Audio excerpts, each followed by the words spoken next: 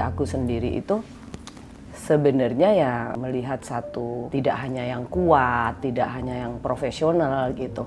Ya melihat diri aku dengan segala kelebihan mungkin ataupun juga yang tidak kalah penting kekurangan.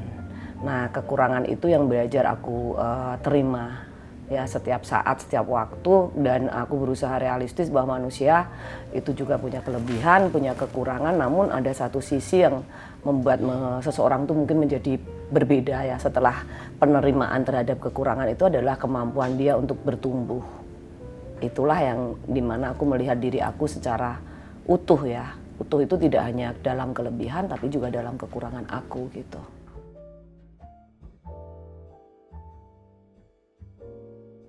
Mulai dari kecil bagaimana aku dikenalkan buku oleh keluarga.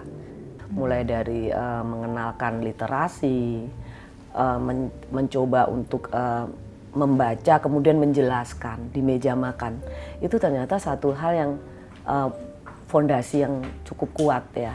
Karena orang punya kepercayaan diri. Karena kan di situ ada orang tua, orang yang level usianya berbeda, kita mampu menyatakan gagasan, itu membuat kita tuh menjadi merdeka sebagai anak-anak.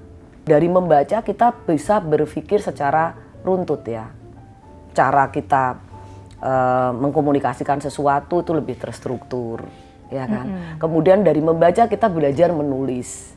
Benar. Saya sangat amat bersyukur karena diperkenalkan tidak hanya bacaan-bacaan yang sifatnya itu hiburan atau pada saat itu ya seusianya ya ada majalah Bobo, mulai dari Aneka Muda dan sebagainya gitu, Hai, musik dan sebagainya, tetapi juga biografi. Itu membuat kita kritis. Iya, nah itu sesuatu tahapan yang menurut saya menarik di masa kecil. Kemudian di masa remaja ya saya seperti kebanyakan orang lain punya waktu main yang banyak. Itu sesuatu yang privilege juga, tidak hanya belajar di sekolah aja tapi juga bergaul dengan berbagai macam lingkungan, lapisan masyarakat, yang sehingga kita bisa belajar juga untuk mengetahui banyak hal gitu. Kemudian di masa saya bekerja, saya mendapat ruang untuk mengeksplor apa yang menjadi potensi diri saya. Ya itu sebuah keberuntungan atau sebuah hal yang banyak saya syukuri sampai detik ini.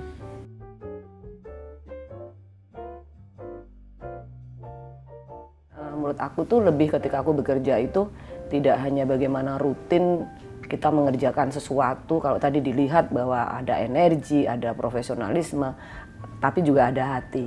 Nah, tujuan besarnya emang impact. Impact yang bisa kita dapatkan, pengaruh yang bisa kita rasakan, perubahan atau hal-hal yang menjadi arah yang lebih baik yang kita yakini. Nah, itu yang membuat energi, kemudian hati, kemudian juga keprofesionalan kita itu terlibat di situ. Jadi kita juga tidak akan gelisah ketika orang tidak memuja, kemudian tidak memvalidasi pekerjaan kita gitu atau apapun. Kita akan menjadi orang yang bisa menerima ya, karena kita punya tujuan yang besar, kemudian kita bisa melihat perubahannya, kita bisa melihat dampaknya, kemanfaatan dari apa yang kita kerjakan gitu aja. Itu sudah bisa membuat seneng ya.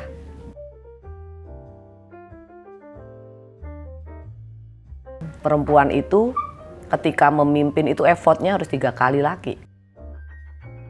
Karena dia harus berperang dengan lingkungannya. Dari perasaan diragukan sehingga dia harus membuktikan. Ketika dia terbukti bagus, orang juga akan berpikir lah karena perempuan, karena banyak akses privilege yang dia miliki, dia akan membuktikan lagi. Kemudian juga dia juga harus mampu untuk logik, namun punya empati di dalam mengambil keputusan-keputusan rasional, tapi ada empatinya juga. Nah itu dibutuhkan untuk dia memimpin. Nah itu kan challenge ya. Sebesar apapun jabatanmu, sebesar apapun, sepowerful apapun brand dirimu, tapi jangan lupa untuk mengedepankan rasa juga dalam kita mengambil keputusan, karena rasa itu yang akan menjaga. Cerdas intelektual, cerdas sosial, dan cerdas spiritual. Nah, kepemimpinan itu menjadi satu hal yang membutuhkan 3 hal itu. Dan juga kita punya visi di dalam memimpin, punya tujuan yang jelas, sehingga kita tahu bahwa perjalanan memang tidak mudah, tetapi juga bukan tidak mungkin. Ya, jadi pemimpin itu harus sudah selesai dengan dirinya sendiri. Ya, yang paling penting perempuan itu tahu apa yang dia mau, apa yang dia tuju, dan dari mana mereka harus mulai.